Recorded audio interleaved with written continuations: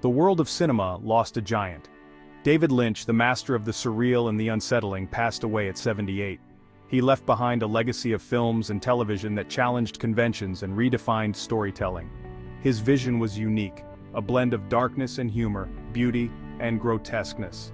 Lynch's films were not for the faint of heart, but for those who dared to look deeper, to question, to feel the full spectrum of human emotion. He was a man of few words, preferring his art to speak for him. "There's a big hole in the world now," his family said, echoing the sentiments of countless fans. But Lynch, ever the optimist, would likely add, "Keep your eye on the donut, not on the hole." His films were puzzles, mysteries wrapped in enigmas. He never offered easy answers, preferring to let the audience unravel the threads of his stories. "Mysteries would become apparent and thrill you," he once said, describing the experience of watching his films. Lynch's passing marks the end of an era, but his influence on cinema, on art itself, will continue to resonate for generations to come. David Lynch's journey to cinematic greatness began not on a film set but in the world of painting. Born in Missoula, Montana in 1946, his childhood was marked by frequent moves due to his father's work. This constant uprooting instilled in him a sense of restlessness, a fascination with the hidden undercurrents of seemingly ordinary places. Art became his refuge. He found solace in the act of creation, transforming the mundane into something strange and beautiful. He studied painting first in Boston, then at the prestigious Pennsylvania Academy of Fine Arts. It was in Philadelphia, amidst the grit and grime of urban decay, that Lynch's artistic vision began to take shape.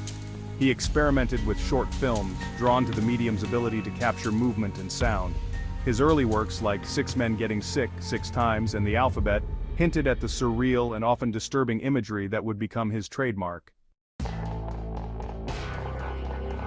Eraserhead announced the arrival of a unique voice in cinema. Shot on a shoestring budget over 5 grueling years, the film was a nightmarish descent into the anxieties of fatherhood and the alienation of modern life. Its black and white cinematography, industrial soundscapes, and grotesque imagery were unlike anything audiences had seen before. The film divided critics. Some hailed it as a masterpiece, a surreal exploration of the subconscious. Others found it repulsive, impenetrable. But Eraserhead found its audience on the midnight movie circuit, where it quickly gained a cult following. It became a badge of honor for those who dared to venture into the dark heart of Lynch's vision. The term Lynchian entered the cinematic lexicon, describing a style that defied easy categorization. It was a blend of horror and humor, surrealism and noir, often set in seemingly idyllic towns harboring dark secrets beneath the surface. Section 4, Dune, A Dream Deferred. David Lynch's foray into big-budget filmmaking with Dune proved to be a double-edged sword. Tasked with adapting Frank Herbert's sprawling science fiction epic, he faced immense pressure to deliver a commercial success. The film, a visual feast of stunning imagery and imaginative designs, showcased Lynch's ability to create immersive worlds. However, studio interference and the challenges of condensing a complex narrative into a 2-hour film took their toll. The final product, while visually impressive, felt disjointed, lacking the emotional depth and narrative coherence of Lynch's previous work. Dune was a critical and commercial disappointment, a rare misstep in an otherwise stellar career. Despite its flaws, Dune remains a fascinating footnote in Lynch's filmography. Section 5, Television Gets Twin Peaks.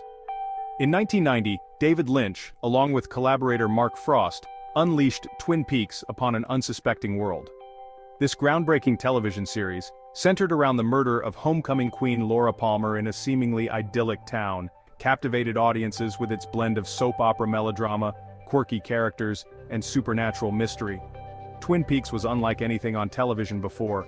It dared to be different, to embrace the surreal, the unsettling, the downright bizarre.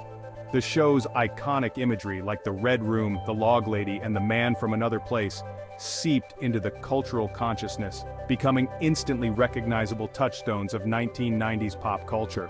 The show's impact on television was seismic. It paved the way for a new wave of unconventional serialized storytelling, influencing shows like The X-Files, Lost, and Fargo. Twin Peaks proved that audiences were hungry for more than just formulaic procedurals. They craved stories that challenged them, that lingered in their minds long after the episode ended. Section 6. The Labyrinthine Narratives. Following the success of Twin Peaks, David Lynch continued to explore the darker recesses of the human psyche in films like Wild at Heart and Lost Highway. These were not easy films to watch. They were challenging, often disturbing, but always captivating. Lynch's narratives became increasingly labyrinthine, his characters trapped in worlds where identity was fluid and reality itself seemed to be unraveling. Wild at Heart, a violent and stylized road movie starring Nicolas Cage and Laura Dern, paid homage to The Wizard of Oz while simultaneously subverting it. The film's graphic violence and disturbing imagery divided audiences, but it solidified Lynch's reputation as a director who refused to compromise his vision. Lost Highway took viewers on a nightmarish journey through the mind of a jazz musician accused of murder. With its fragmented narrative, unsettling imagery, and haunting soundtrack, the film was pure Lynch, a hypnotic, dreamlike descent into the darkest corners of the human soul. Section 7. A Legacy of Dreams. David Lynch's legacy extends far beyond his films and television shows. He was a true Renaissance man, a painter, photographer, musician, and advocate for transcendental meditation. He saw art as a way to explore the subconscious, to tap into the hidden depths of human experience. His later films, like Mulholland Drive and Inland Empire, continued to push the boundaries of narrative and form. They were puzzles within puzzles, dreams within dreams, challenging audiences to piece together their fragmented narratives and decipher their hidden meanings. Even in his later years, Lynch never lost his sense of playfulness, his willingness to experiment. He embraced new technologies, shooting Inland Empire entirely on digital video, giving the film a raw, immediate feel. He continued to create, to explore, to challenge himself and his audience right up until the end. David Lynch was a true original, a visionary who dared to dream in celluloid.